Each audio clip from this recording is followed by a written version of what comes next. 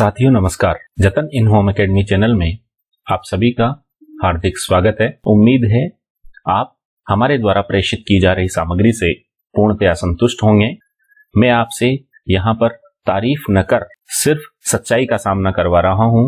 कल आरपीएससी के द्वारा आयोजित संस्कृत शिक्षा विभाग की फर्स्ट ग्रेड प्रतियोगी परीक्षा में जीके एंड जीएस के पेपर में प्राचीन भारतीय इतिहास से संबंधित बिंदुओं में से, या यूं कहूं कि हमारे अब तक के बनाए हुए वीडियो में से काफी प्रश्न ज्यों के त्यों परीक्षा में पूछे गए हैं। उदाहरण के तौर पर महिला सांसदों की वर्तमान लोकसभा में संख्या, यह हमने लैंगिक संवेदनशीलता वाले बिंदु में आपको बताया था।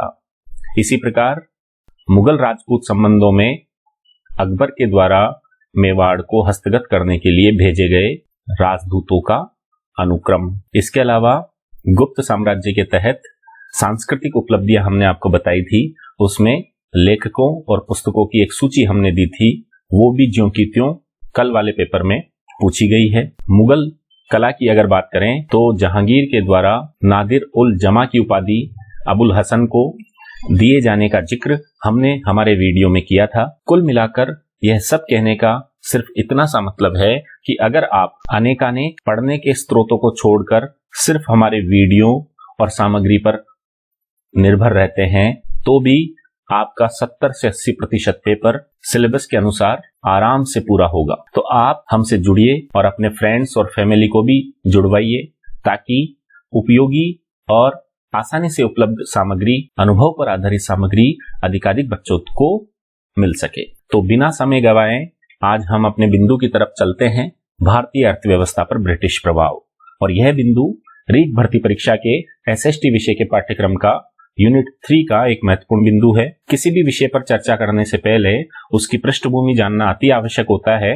तो भारतीय अर्थव्यवस्था पर ब्रिटिश प्रभाव के बिंदु के पीछे हमें 1600 से लेकर 1664 के बीच में आई हुई यूरोपीय कंपनियां, जैसे ईस्ट इंडिया कंपनी जो 1600 ईस्वी में आई, इसके बाद डच, इसके बाद डेन, पुर्तगाली, फ्रांसीसी इत्यादि कंपनियां जो भारत में आई, इन सभी का उद्देश्य सिर्फ और सिर्फ व्यापार करके अपने और अपने देश के हितों की पूर्ति करना था।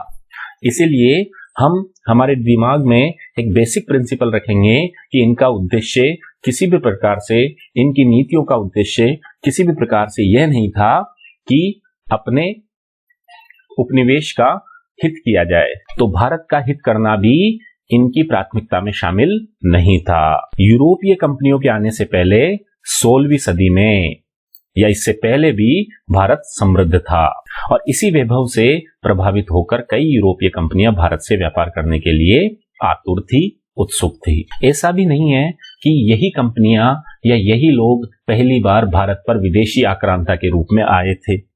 अंग्रेजों के आगमन से पहले भी भारत पर कई बार विदेशी आक्रमण हुए और उन आक्रमणों के फलस्वरूप भारत में राजनीतिक परिवर्तन भी हुए। उन्होंने आर्थिक दृष्टि से भी अपने इस देश को लूटा, किंतु जो महत्वपूर्ण अंतर है अंग्रेजी आक्रमण और इससे पहले होने वाले आक्रमणों में, वो ये था कि अंग्रेजों ने अपने द्वारा लूटे गए धन को भारत में निवेश न करके ब्रिटेन में निवेश किया, अपने स्वयं के देश में निवेश किया। जबकि इससे पूर्व होने वाले सभी आक्रमण, चाहे वो प्राचीन काल के हिंद यूनानी शक पार्थियन कुषाण हो या फिर पूर्व मध्यकाल और मध्यकाल में होने वाले तुर्क, अफगान, मुगलों या तैमूरों के आक्रमण हो, अंग्रेजों से पूर्व होने वाले इन सभी आक्रमणों में हमने यह महत्वपूर्ण चीज देखी है कि उन्होंने यहाँ पर राज किया और कमाए हुए धन का निवेश भी यहीं पर किया। उन्होंने भारतीय संस्कृति को आत्मसात कर लिया। 16वीं सदी तक आत्मनिर्भर भारतीय गांव, ग्रामीण उद्योग और परस्पर अंतर निर्भर ग्रामीण अर्थव्यवस्था, यह सब कई शताब्दियों से चले आ रहे थे और ऐसा का ऐसा ग्रामीण समाज हमारा यथापूर्वक ही बना रहा। इन सभी यूरोपीय कंपनियों में से जो कि 16वीं सदी के पश्चात आई थी, इनमें से ईस्ट इंडिया कंपनी ने कुछ ज्यादा ही सक्रियता दिखाकर 1717 में उस समय के मुगल बादशाह फर्रुखसियर से 3000 रुपए वार्षिक चुंगी के बदले, जिसे महसूल भी कहा गया, बंगाल में जो कि उस समय का सर्वाधिक समृद्ध प्रांत था, उसमें मुक्त व्यापार का दस्तक प्राप्त कर लिया, अर्थात शाही फरमान प्राप्त कर लिया। अंग्रेजों को यह अनुमति मिल गई कि वे बंगाल, बिहार और उड़ीसा में निशुल्क व्यापार कर सकती है। अर्थात दस्तक क्या था? यूरोपीय व्यापारियों को जारी किया जाने वाला एक आज्ञा पत्र था, जिसमें यह तय किया गया कि केवल कंपनी अर्थात ईस्ट इंडिया कंपनी ही बंगाल, बिहार और उड़ीसा में निशुल्क व्यापार कर सकती है। यद्यपि ईस्ट इंडिया कंपनी के साथ ही अन्य सभी यूरोपीय व्यापारिक कंपनियों का उद्देश्य प्रारंभ में भारत से व्यापार करना ही रहा, किंतु उन्होंने कालांतर में भारत की राजनीतिक स्थिति और उसकी अस्थिरता का लाभ उठाकर अपना राजनीतिक प्रभाव भी बढ़ाना शुरू कर दिया। 1757 के प्लासी के युद्ध से पहले तक इन्होंने क्या क्या किया? 1720 में रेशमी और छपे हुए वस्त्रों पर उन्होंने पूर्ण प्रतिबंध लगा दिया। यहीं से ही भारतीय जो कुटीर उद्योग थे, लघु उद्योग थे, उनके पतन की गिनती प्रारंभ हो जाती है। और फिर धीरे धीरे 18वीं शताब्दी के उत्तरार्ध में अर्थात प्लासी और बक्सर युद्ध के बाद, कब हुआ प्लासी और बक्सर का युद्ध? प्लासी का युद्ध 1757 में और बक्सर का युद्ध 1764 में। इन दोनों युद्धों के पश्चात एक संधि हुई, इलाहाबाद की संधि। उस संधि में अंग्रेज कंपनी बंगाल की सर्वेसर्वा बन गई। इसमें क्या हुआ? 1765 की इलाहाबाद संधि में कंपनी ने भू राजस्व वसूली हेतु एक नया ढांचा खड़ा कर लिया और इसके तहत सर्वप्रथम बंगाल में लगान की वृद्धि की गई। इस इलाहाबाद संधि में कंपनी को दीवानी अधिकार मिल गए। दीवानी अर्थात राजस्व वसूली के अधिकार, जबकि कंपनी ने बड़ी सतर्कता से और चालाकी से निजामत के अधिकार अर्थात कानून व्यवस्था के अधिकार बंगाल के नवाब के पास ही रहने दिए। और इन युद्धों के पश्चात जो गवर्नर बंगाल का बना, उसका नाम था वारेन हेस्टिंग्स, और इसने अधिकाधिक ब्रिटिश हितों की पूर्ति के लिए क्या किया? अधिक बोली लगाने वाले को लगान वसूल करने का अधिकारी माना। और इस प्रथा ने एक अन्य व्यवस्था को उत्पन्न किया, जिसे हम अनुपस्थित जमींदारी प्रथा कहते हैं। अनुपस्थित जमींदारी प्रथा का तात्पर्य यहाँ यह है मित्रों कि इजारेदारी या फिर ठेकेदारी प्रथा से एक ऐसा वर्ग उत्पन्न हो गया जो कि अधिक बोली लगाकर किसी विशेष गांव का जमींदार तो बन जाता था, किंतु लगान वसूल करने के लिए अपने नुमाइंदों को लगा देता था। अब इसमें अंग्रेजों को जो वो कर देता था, उससे ज्यादा कर की वसूली वह अपने किसानों से करता था। तो इस व्यवस्था के दुष्चक्र में अंतिम रूप से जो विक्टिम हुआ, पीड़ित हुआ, वो हुआ किसान। यहाँ पर उसे अर्थात कृषक को पीड़ा सुनने वाला भी नहीं मिला, क्योंकि जो वास्तविक जमींदार था वो तो वहां पर गांव से अनुपस्थित था। यही अनुपस्थित जमींदारी प्रथा थी। सन 1757 से 1772 ईस्वी तक का काल औपनिवेशिक लूट का काल कहलाता है। प्लासी के युद्ध के पश्चात लॉर्ड क्लाइव ने बंगाल में भरी लूट मचाई। भारत से 1780 में कानून के द्वारा इंग्लैंड में विदेशों से आने वाले कपड़े पर रोक लगाई गई, जिससे भारतीय निर्यात पर गहरा प्रभाव पड़ा। यहाँ इस दुष्चक्र को समझना अति आवश्यक है कि ब्रिटेन ने अपने देश के अंदर आने वाले विदेशी माल पर अत्यधिक चुंगी लगा दी, जबकि भारत में आने वाले ब्रिटिश माल पर किसी भी प्रकार का कर नहीं लिया गया। और इस दुष्चक्र के परिणाम स्वरूप भारतीय उद्योग धंधे एक योजना के तहत नष्ट कर दिए गए। यहाँ तक कि इंग्लैंड में औद्योगिक क्रांति के परिणाम स्वरूप भारत को ब्रिटिश कारखानों के लिए कच्चे माल का निर्यातक देश बना दिया गया, और वहां पर जो निर्मित माल था उसको भारत की मंडियों में खपाया जाने लगा। तो ये पूरा एक सर्किल है कि अपने देश में आने वाले माल पर भारी चुंगी लगा दो, जबकि ब्रिटेन का जो माल भारत में आता था उस पर किसी प्रकार का कर नहीं लिया जाता था। भारत में जो कारीगर थे, कच्चे माल के उत्पादक थे, उनसे 1/4 दामों पर माल जबरदस्ती खरीद लिया जाता था। उसी माल को प्रोड्यूस करके नया उत्पाद बनाकर भारत के बाजारों में उसे ऊंचे दामों पर बेचा जाने लगा। तो इस सर्किल से भारत की पूरी अर्थव्यवस्था चौपट हो गई। भारतीय कारीगर बेरोजगार हो गए, बेगारी यहाँ पर अत्यधिक फैल गई। तो इन सभी का जो परिणाम हुआ वो ये हुआ कि भारतीय अर्थव्यवस्था चौपट हो गई। 1780 में वॉरेन हेस्टिंग्स के समय नमक और अफीम के उत्पादन का एकाधिकार कंपनी को मिला। 1788 में ब्रिटेन के द्वारा आयात की गई भारतीय नील का हिस्सा 30% था, वहीं 1810 में यह बढ़कर 95% हो चुका। तो इन तथ्यों से आप अंदाजा लगा सकते हैं कि सिर्फ कुछ ही सालों में अंग्रेजों ने सोची समझी रणनीति के तहत भारतीय व्यापारियों का और भारतीय उद्योग धंधों का एक तरफा रूप से सफाया कर दिया। 1780 के दशक में बंबई और कलकत्ता व्यापारिक बंदरगाहों के रूप में विकसित होने लगे थे। एक अंग्रेजी लेखक कन्वर्टर ब्रिटिश काल में भारतीय परंपरागत उद्योगों के पतन पर लिखते हैं कि प्राचीन काल में जब रोम, जो कि इटली की राजधानी थी, के निजी और सार्वजनिक भवनों में भारतीय कपड़ों, दरी, तामचीनी, मोजेक, हीरे जवाहरात आदि का उपयोग होता था, तो उस वक्त से लेकर औद्योगिक क्रांति के प्रारंभ तक आकर्षक और सुंदर वस्तुओं के लिए समस्त संसार सिर्फ और सिर्फ भारत का ही मोहताज रहता था।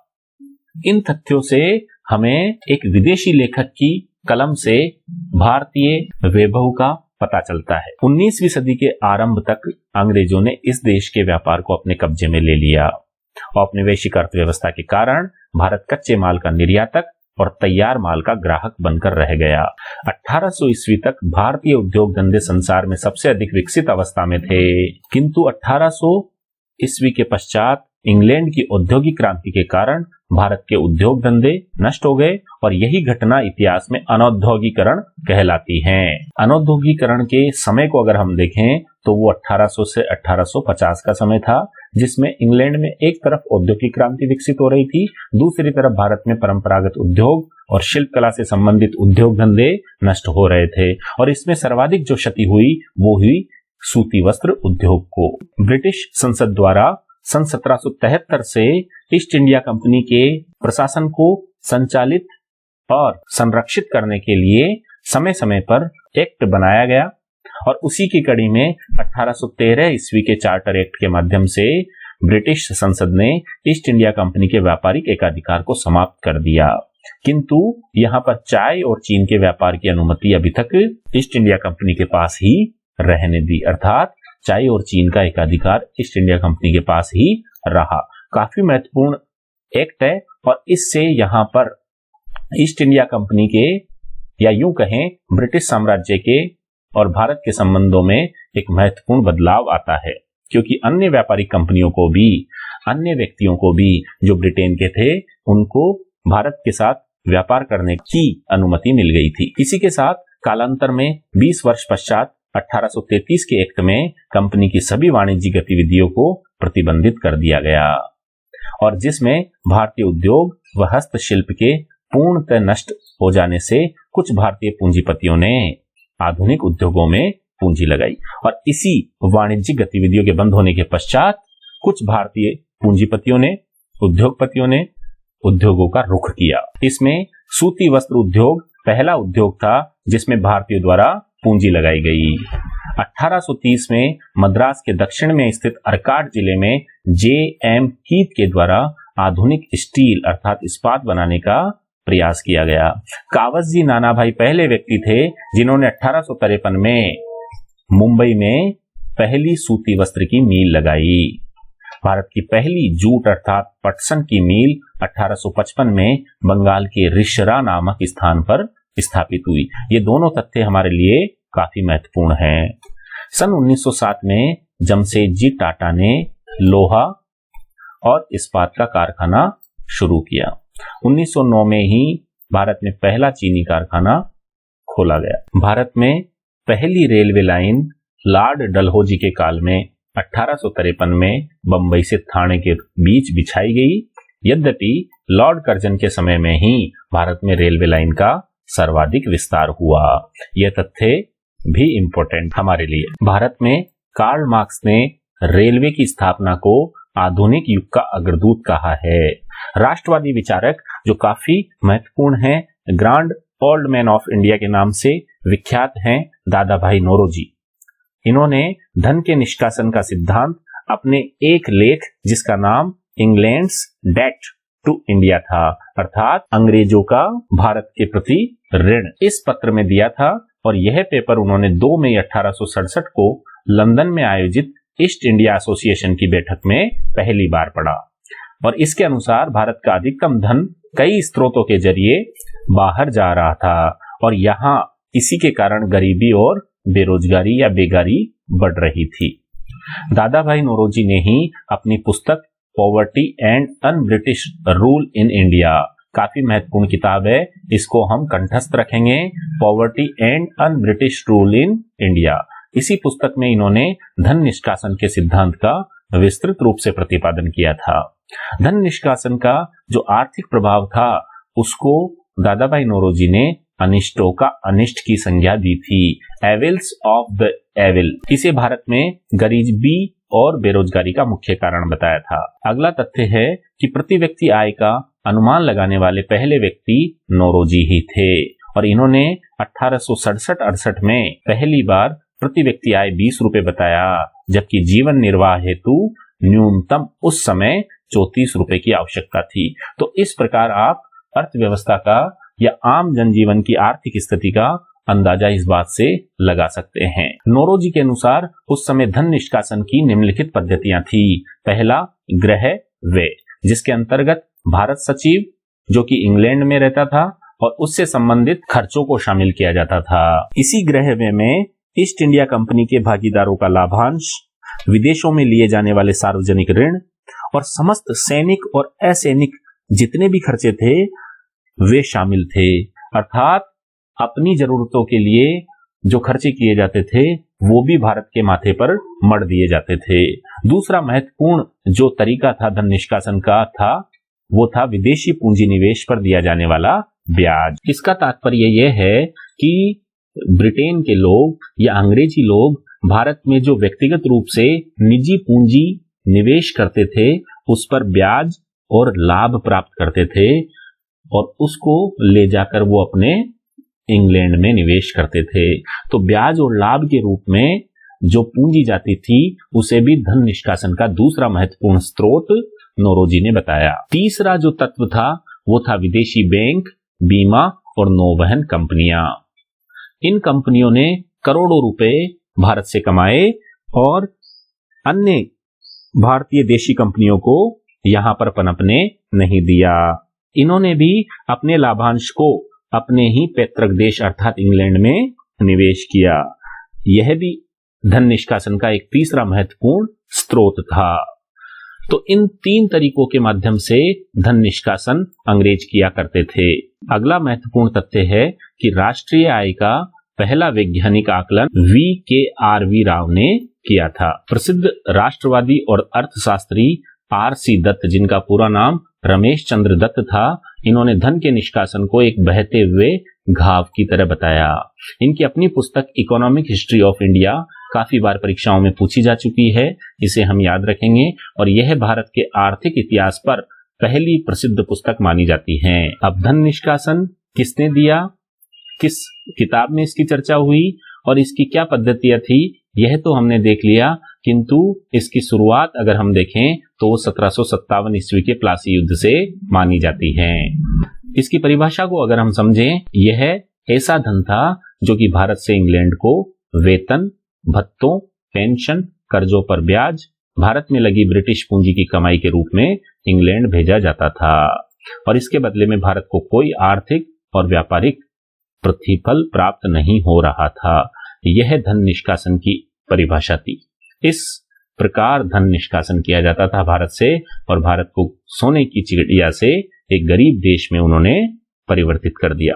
वाणिज्यिक विचारधारा की बात करें तो आर्थिक निकास उस समय किया जाता है जब किसी देश के प्रतिकूल व्यापार संतुलन के फलस्वरूप सोना और चांदी का भी निकास किसी दूसरे देश में हो जाता है और ऐसी की ऐसी बात भारत में ईस्ट इंडिया कंपनी के द्वारा की जा रही थी। भारतीय राष्ट्रीय कांग्रेस ने, जिसका उद्भव 1885 में हुआ था, उन्होंने कलकत्ता अधिवेशन में अर्थात 1896 में जो कलकत्ता में अधिवेशन हुआ था उनकी मीटिंग हुई थी उसमें सबसे पहले इस सिद्धांत को स्वीकार किया। 1916 में लॉर्ड हार्डिंग ने सर थॉमस हॉलैंड की अध्यक्षता में भारतीय औद्योगिक आयोग की स्थापना की। 1900 के पश्चात धीरे धीरे ब्रिटिश शासन जो कि भारत में था उसकी विचारधारा में हमें बदलाव देखने को मिलता है और यह वो काल था जब पहला विश्व युद्ध प्रारंभ होने वाला था और ब्रिटेन को भारत की अत्यधिक आवश्यकता थी। इसीलिए उन्होंने भारत के हित में हल्का फुल्का सोचना प्रारंभ कर दिया था। खाद्यान्न फसलों की कम उगाई के कारण 1966-67 में उड़ीसा में पड़े भयंकर अकाल को 19वीं सदी के अकालों में आपदा का महासागर कहते हैं। इन तथ्यों से भी हम ये पता लगा सकते हैं कि ब्रिटेन ने भारत को कितना लूटा था औपनिवेशिक काल में। 19वीं सदी में ब्रिटेन में औद्योगिकरण के साथ ही भारत ब्रिटिश औद्योगिक उत्पादों के लिए बड़ा बाजार बन गया, जिसकी चर्चा हम लगातार करते आ रहे हैं। किन भू राजस्व व्यवस्थाओं को कंपनी के द्वारा लागू किया गया ताकि उनके आर्थिक हितों की अधिकाधिक पूर्ति हो सके, इसको हम देखते हैं। बंगाल का जो पहला गवर्नर जनरल था वॉरेन हेस्टिंग्स, उसने लगान की अत्यधिक वसूली के लिए 1772 में द्वैध शासन व्यवस्था को समाप्त करके ठेकेदारी प्रथा लागू करी, जिसको इजारेदारी प्रथा भी हम कहते हैं। इसमें सबसे अधिक बोली लगाने वालों को भू राजस्व ठेके पर दे दिया जाता था। इसकी चर्चा हमने एक पॉइंट के रूप में कुछ देर पहले भी की थी और इसी कारण से अनुपस्थित जमींदारी व्यवस्था प्रारंभ हुई थी। वार्षिक बंदोबस्त के स्थान पर हेस्टिंग्स ने 5 वर्ष का बंदोबस्त लागू किया। कालांतर में भारत आने वाले गवर्नर जनरल लॉर्ड कॉर्नवालिस ने जॉन शोर, जो कि जमींदारों को भूमि का स्वामी मानता था, उसको ही महत्व दिया, जबकि एक अन्य अंग्रेज विद्वान ग्रांट, जो कि जमींदारों को भूस्वामी मानने के विरुद्ध था, उसको कॉर्नवालिस ने नकार दिया। और इसी जॉन शोर की विचारधारा के आधार पर कॉर्नवालिस कालांतर में स्थायी बंदोबस्त की व्यवस्था प्रारंभ करता है। स्थायी बंदोबस्त, जिसे हम जमींदारी व्यवस्था भी कहते हैं।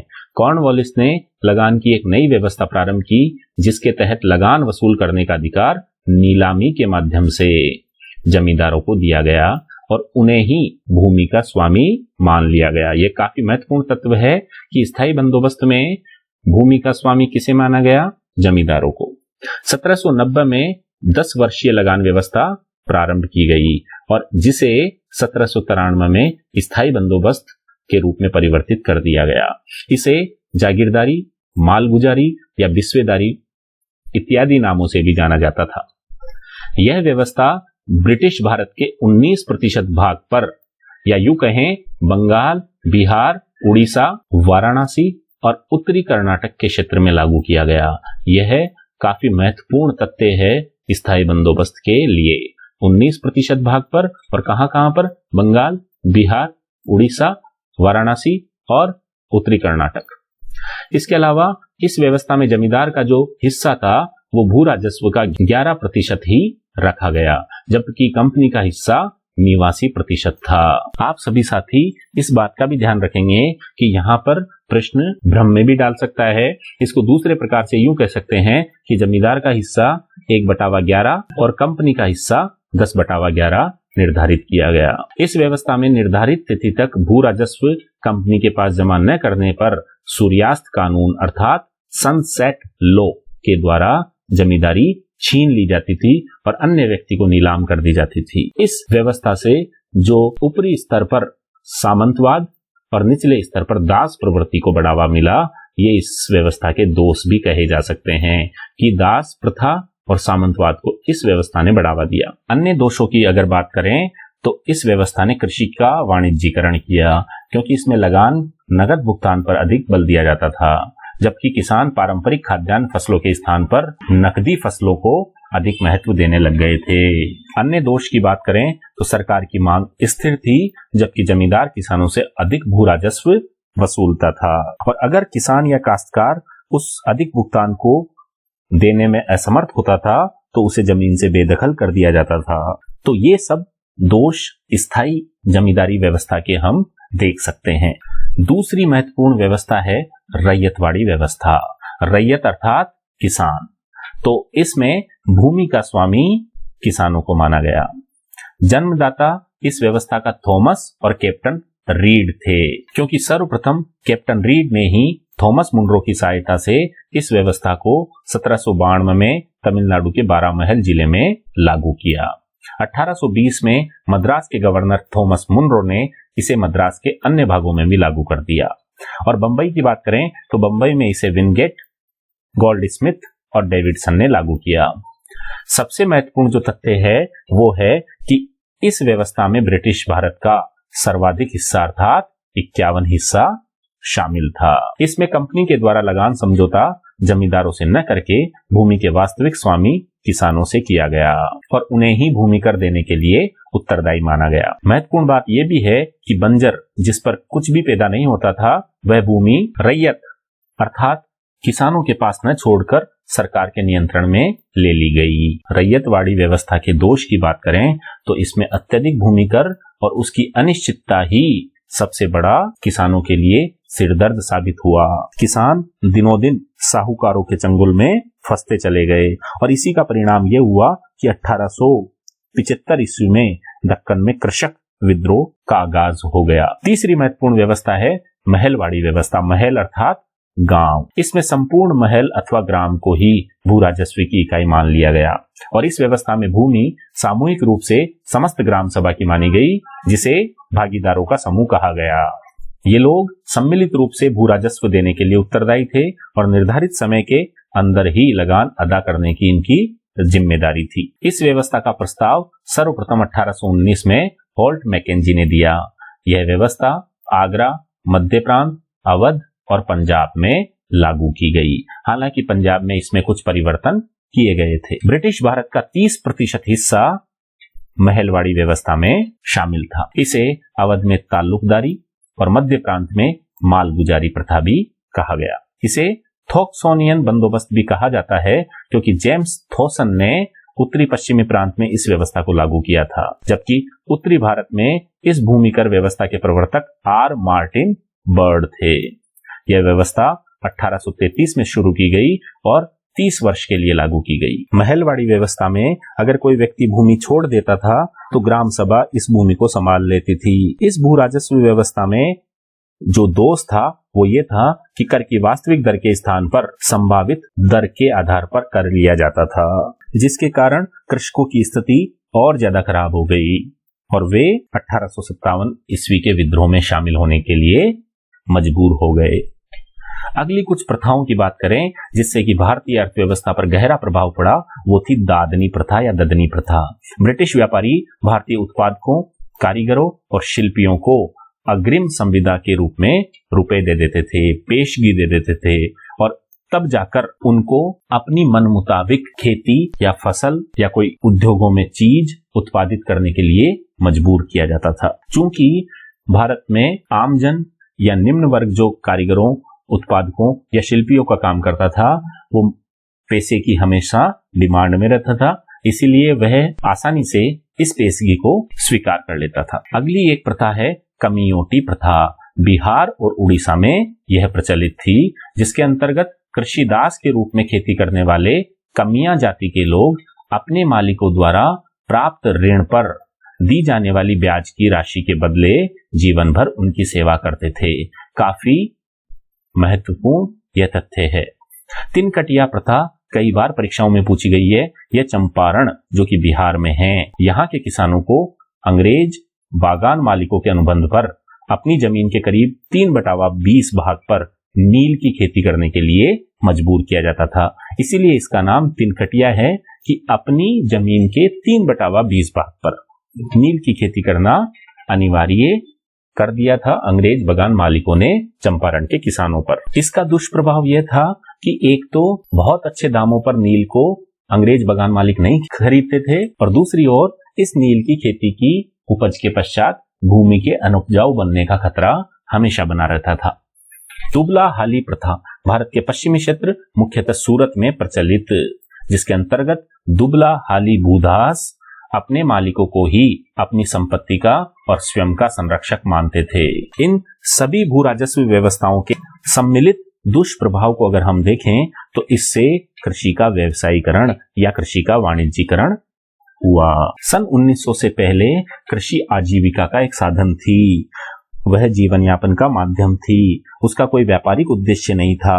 लेकिन सन 1900 ईस्वी के पश्चात ईस्ट इंडिया कंपनी के शासन के बाद भारतीय कृषि में एक बड़ा परिवर्तन आता है, वो था कृषि का व्यवसायीकरण। चाय, रबड़, कपास, गन्ना, मूंगफली, तंबाकू जैसी जो व्यावसायिक फसलें थी वो अब अनाज के स्थान पर अधिक लाभदायक सिद्ध होने लगी। पैसे का लालच देकर अंग्रेजों ने भारतीय किसानों से वाणिज्यिक फसलों का उत्पादन करवाया। इन वाणिज्यिक फसलों में भूमि कर अत्यधिक था और कृषक प्राय भूमि कर उसी ऊंची दर पर नहीं दे पाता था, क्योंकि आपको भली भांति पता है कि भारतीय कृषि मानसून का जुआ है। यहाँ पर अनिश्चित, अनियमित मानसून रहता है, इसलिए वह निर्धारित भूमि कर नहीं दे पाने के कारण साहूकारों के चंगुल में फंस जाता था।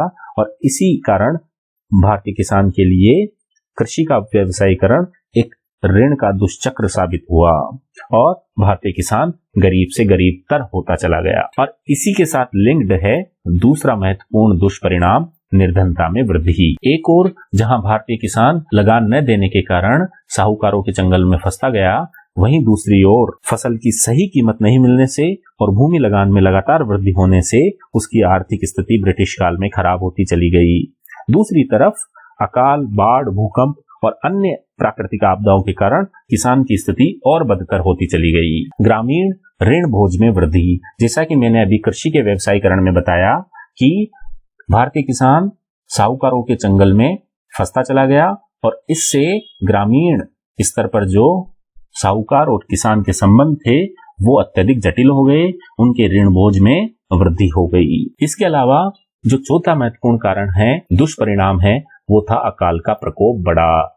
हम यहाँ देख सकते हैं कि 1765 से 1855 ईस्वी तक भारत में कुल 12 बार अकाल पड़ गए थे। भूमि का मालिकाना हक कृषकों से गैर कृषकों को हस्तांतरित करना भी इन भू राजस्व व्यवस्थाओं के दुष्परिणामों में शामिल किया जाता है। हमने रैयतवाड़ी व्यवस्था के अलावा देखा कि अन्य दो व्यवस्थाओं में, महलवाड़ी और स्थायी बंदोबस्त में, भारतीय किसानों को भूमि का मालिक, वास्तविक मालिक नहीं माना गया।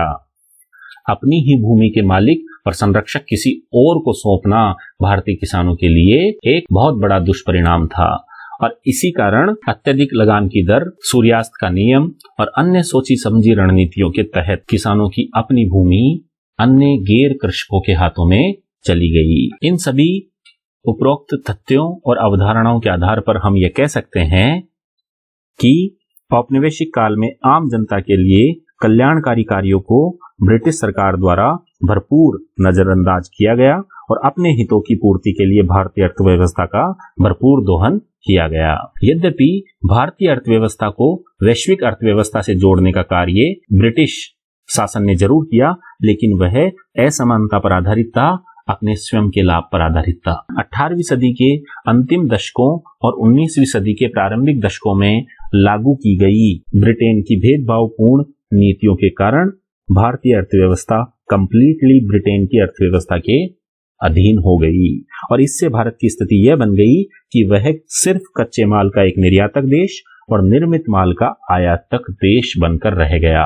और इन सभी बातों की पूर्ति के लिए हम एक अंग्रेजी व्यक्ति के कोटेशन को ले सकते हैं, उसके कथन को ले सकते हैं, जो कि अंग्रेजों की शोषणकारी नीतियों को भली भांति स्पष्ट करता है। जॉन सुलिवन कहता है, हमारी प्रणाली एक ऐसे स्पंज के रूप में काम करती है जो गंगा के किनारों से अर्थात भारत से प्रत्येक अच्छी वस्तु ले लेती है, सौंख लेती है और फिर उसे टेम्स के किनारों पर अर्थात लंदन में, इंग्लैंड में छोड़ देती है। तो इस कथन से भारतीय अर्थव्यवस्था का ब्रिटिश शासन के द्वारा शोषण सिद्ध होता है। तो साथियों, हमसे जुड़े रहने के लिए धन्यवाद। जतन इन होम एकेडमी आपको पूरा वीडियो देखने के लिए धन्यवाद देती है, आपका आभार प्रकट करती है। उम्मीद है और आशा है कि आप हमसे इसी प्रकार जुड़े रहेंगे। आप अधिकाधिक लोगों को हमारे इस सुचितापूर्ण प्रयास के बारे में बताएंगे, ऐसा मेरा मानना है। हम लगातार अच्छे स्रोतों की सहायता से अपने वीडियो को तैयार कर रहे हैं ताकि आपकी तैयारी और आपकी सफलता में हम कुछ पुण्य आहुति दे सकें। तो साथियों, अगर आपको हमारा यह वीडियो अच्छा लगा हो तो आप इसे ज्यादा से ज्यादा शेयर करें, लाइक करें और चैनल को सब्सक्राइब करें और दूसरों से भी करवाइए। तब तक के लिए जय हिंद, जय भारत।